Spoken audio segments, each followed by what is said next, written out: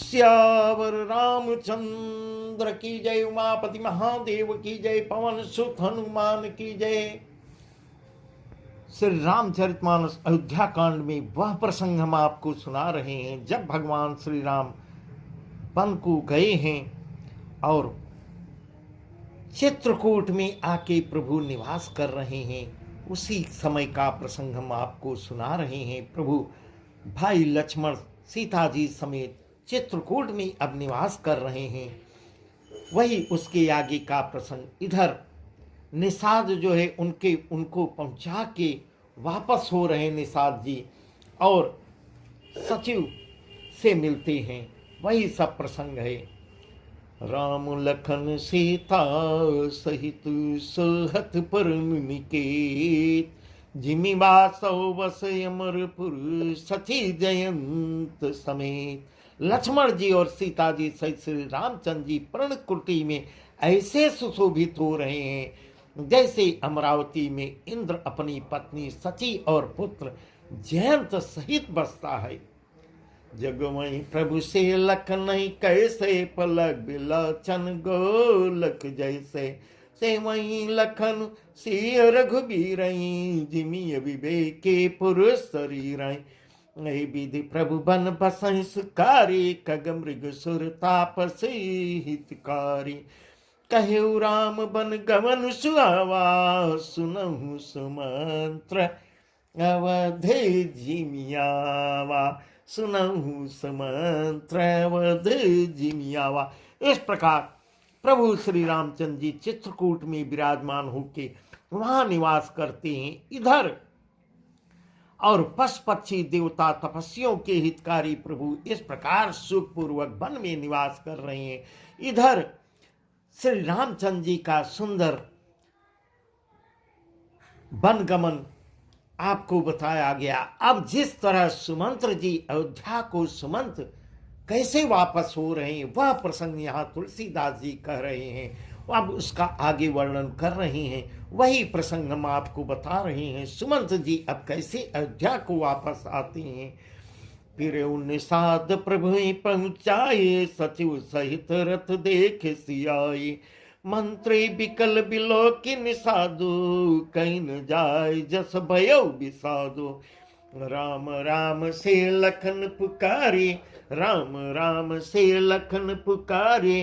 परे धरनी तल व्याकुल भारी, देखी दक्षिण दिशि है ही नाही।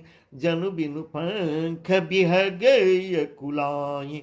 प्रभु श्री रामचंद्र जी को पहुंचाकर जब निषाद राज वापस हो रहे हैं तब आकर उन्होंने रथ को मंत्री समेत रथ को देखे हैं। मंत्री वहीं एकाग्र खड़ी हैं।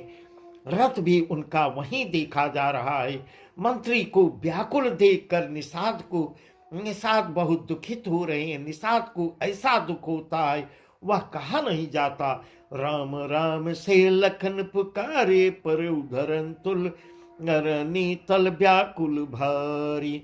निषाद को अकेले देखकर यहाँ मंत्री सुमंत जी ऐसे सुमंत हा राम हा सीते हा लक्ष्मण पुकारते हुए व्याकुल होकर जमीन पे गिर पड़ते हैं, धरती पर गिर पड़ते हैं। और घोड़े रथ के घोड़े दक्षिण दिशा की ओर जिधर श्री राम जी गए थे एकटक उधर देख ही रहे खड़े, एकटक खड़े हुए अभी तक उनका इंतजार कर रहे हैं। देख देख कर ही निना रहे हैं मानो बिना पंख के पक्षी व्याकुल हो रहे हों। नहीं त्रिंचरहि न पियहि जलु, मोचन लोचन बार। आकुल भय निषाद सब रघुवर बाजी निहार। ना घोड़े ना तो घास फूस खा रहे हैं, घास चरते हैं, ना पानी पीते हैं। केवल आंखों से उनके जल की वर्षा हो रही है। आंखों से आंसू, उन घोड़ों के आंखों से आंसुओं की बरसात हो रही है। श्री रामचंद्र जी के घोड़ों को इस दशा में देखकर सब ही वहां उपस्थित निषाद जो है सभी व्याकुल हो जाते हैं। धर धीरज तब कहे निषादो, अब सुमंत्र परिहरौ विषादो। तुम पंडित परमारथ ज्ञाता, धरौ धीर लख विमुख विधाता। विविध कथा कही कई मृदुबानी, रथ बैठारे उबर बसियानी। शोक शिथिल रच सकई नहा के, रघुवर बिरह फिर उर बाकी। रघुवर बिरह फिर उर बाकी। तब धीरज धर कर निषाद करती हैं, हे सुमंत जी, हे सुमंत जी, अब विषाद दुख को छोड़िए। आप पंडित और परमार्थ के जानने वाले हैं, विधाता को प्रतिकूल जानकर थोड़ा धैर्य धारण कीजिए। इस प्रकार सुमंत जी को दुखित देखकर निषाद जो है सांत्वना दे रहे हैं, ढाढ़स बना रहे हैं। विविध कथा कई कई मृदुबानी, रथ बैठारे उबर बसियानी। शोक शिथिल रथ सकई नहा की, रघुबर विरह पीर उर बाकी। कोमल बाणी से भांत भांत की कथाएं कहकर निषाद जो है जबरदस्ती लाकर सुमंत को रथ पर बैठाया है, परंतु शोक के मारे वे इतने शिथिल हो जाते हैं, इतने जैसे घायल हो गए हों, इतने शिथिल हो जाते हैं कि रथ को हाँक नहीं पा रहे हैं। उनके हृदय में श्री रामचंद्र जी के विरह की बड़ी तीव्र वेदना है। चर फराई मग चलई न गोरे, बन मृग मनऊ आनी रथ जोरे। आड़ू की परई फिर हे रही पीछे, राम वियोग विकल दुख तीछे। जो कह राम लखन बह दे, हिंकर हिते रहती। बाजी बिरह गति कही किम जाते, बिनु फनी फनी विकल जही भांति। घोड़े तड़फड़ा रहे हैं, इस प्रकार तड़फड़ा रहे हैं और रास्ते पर नहीं चल रहे हैं, मानो जंगली पशु लाकर, घोड़े नहीं है, कोई जंगली पशु ला के रथ में जोड़ दिया हो। इस प्रकार ऐसे घोड़े बिना मन के चल रहे हैं। वे श्री रामचंद्र जी के वियोग में कभी घोड़े ठोकर खा के गिर भी पड़ रहे हैं घोड़े। इस प्रकार ऐसी दशा में घूमकर पीछे और पीछे ही मुड़कर पीछे की ही ओर देखते हैं, जिधर श्री रामचंद्र जी गए हुए हैं, जिधर वन को गए हैं, उधर ही मुड़ मुड़ के देखते हुए तीक्ष्ण दुख से व्याकुल हैं। जो कह राम लखन बह दे, हिंकर हिते रहते।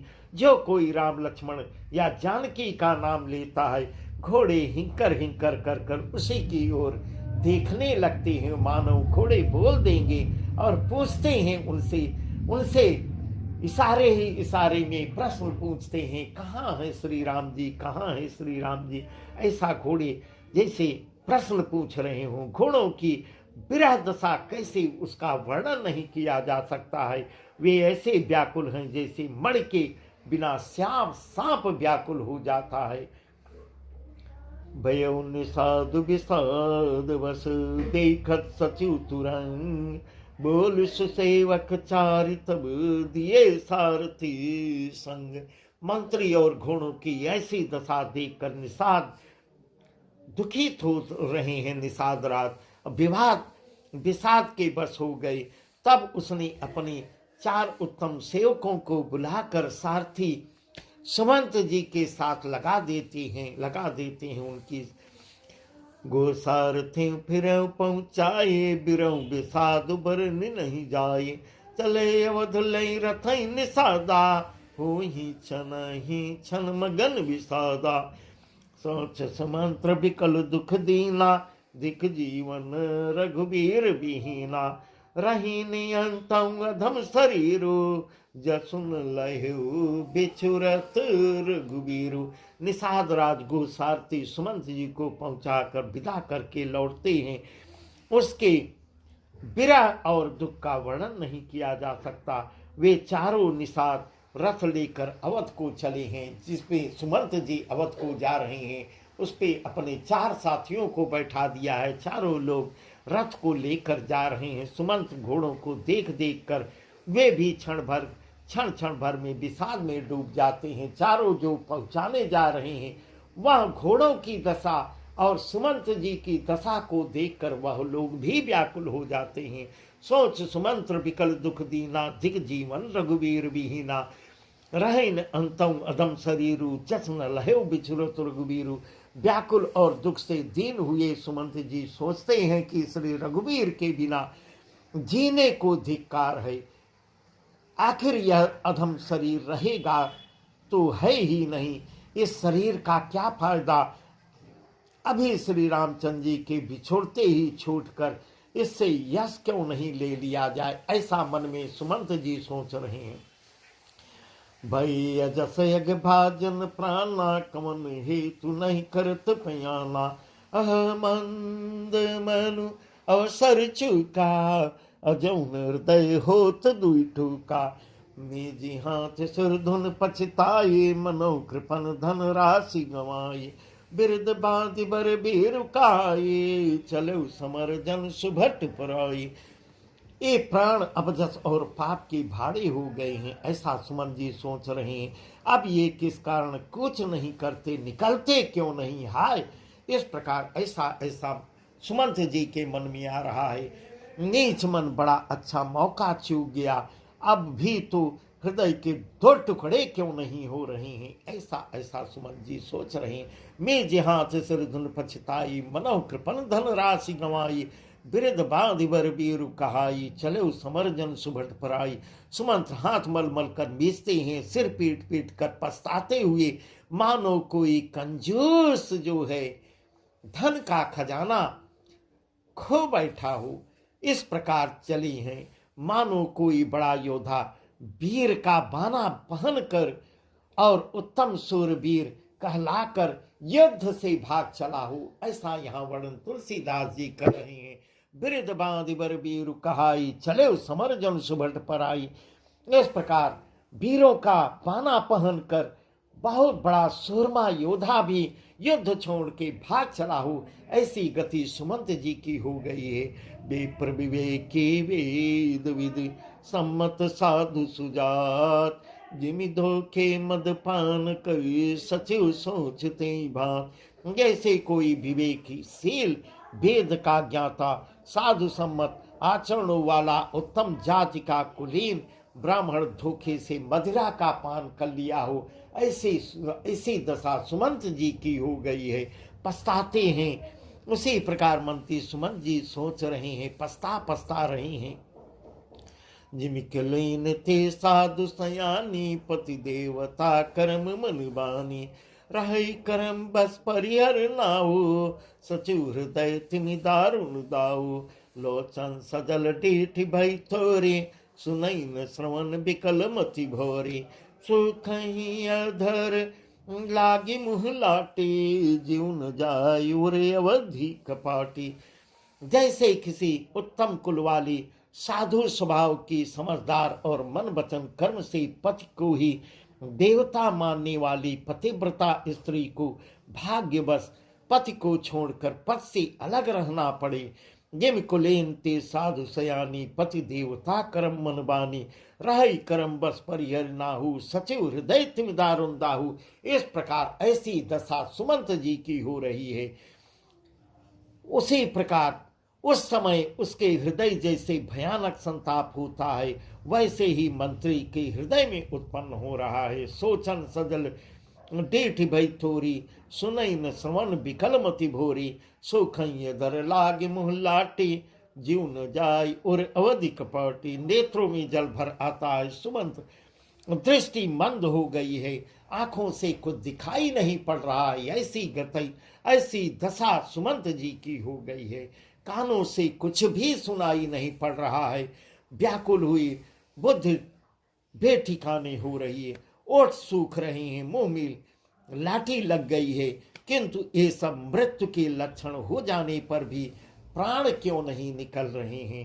सारी ऐसी स्थिति हो जाती है कि मृत्यु के करीब आ गए हैं, फिर भी प्राण नहीं निकल रहे हैं, क्योंकि हृदय में अवधि रूपी किवाड़ लगे हुए हैं। 14 वर्ष बीत जाने पर भी भगवान फिर मिलेंगे, यही उम्मीद लगाए हुए कि 14 वर्ष की अवधि बाद फिर प्रभु से मुलाकात होगी। इसी सहारे अब उनका सांस चल रहा है। ऐसी यही आशा रुकावट डाल रही है। विवरण भयो न जाय निहारी, मारिस मनौ पिता महतारी। हानि गलानि विपुल मन व्यापी, जमपुर पंथ सोच जिमि पापी। सुमंत जी के मुख का रंग बदल गया है, जो देखा नहीं जाता। ऐसा प्रतीत हो रहा है मानो इन्होंने माता पिता की हत्या करके माता पिता को, अपने माता पिता को मार डाले हों, ऐसी गति हो गई हो जैसे उनके मन में राम वियोगी रूप हानि की महान ग्लान पीड़ा छा रही है। जैसे कोई पापी मनुष्य नरक को जाता हुआ रास्ते में सोच रहा, हानि ग्लान विपुल मन व्यापी, जमपुर पंथ सोच जिम पापी। जैसे मनुष्य नरक को जाता हुआ रास्ते में सोच रहा हो, बचन न आव हृदय पछताए, अवध काह मैं देख बुझाए। बचन न आव हृदय पछताए, अवध काह मैं देख बुझाए। राम रहित रथ देखी जोई, सकुची मोह बिलोकत सोई। मुख से वचन नहीं निकल रहे हैं, हृदय में अंदर ही अंदर पश्चाताप कर रहे हैं कि मैं अयोध्या जाकर क्या देखूंगा, क्या बताऊंगा। श्री रामचंद्र जी से शून्य रथ को देखकर जो भी लोग पूछेंगे, राम कहाँ गए, राम कहाँ गए, जो भी पूछेंगे मैं क्या उत्तर दूंगा। राम रहित रथ देखें जोई, सकुचै मोई बिलोकत सोई। वह मुझे देखने में संकोच करेगा, मुझसे अगर कुछ पूछ लिया तो मैं क्या उत्तर दूंगा, अर्थात मेरा मुंह वह नहीं देखना चाहेगा। ऐसी गति सुमंत जी की हो गई है। ऐसे सोच रहे हैं। दाई पूछी है मोहि जब बिकल नगर नर नार, उतर देव मैं सबहि तब हृदय बज्र बैठार। नगर के सब व्याकुल स्त्री पुरुष जब दौड़ दौड़ कर मुझसे, हे सुमंत जी राम कहाँ हैं, राम कहाँ हैं, ऐसा पूछेंगे, मैं हृदय पर वज्र रखकर सबको उत्तर कैसे दूंगा। यही सब दशा सुमंत जी की हो गई है कि राम वन को चले गए, मैं राम को छोड़ के आ रहा हूँ, वह वन चले गए। मैं यही सब बातें उनके मन में चल रही है। बहुत आगे का प्रसंग तो बहुत ही सुंदर है, जिसका वर्णन हम आपको कल बताएंगे। बस आज का प्रसंग यहीं तक। सियावर रामचंद्र की जय।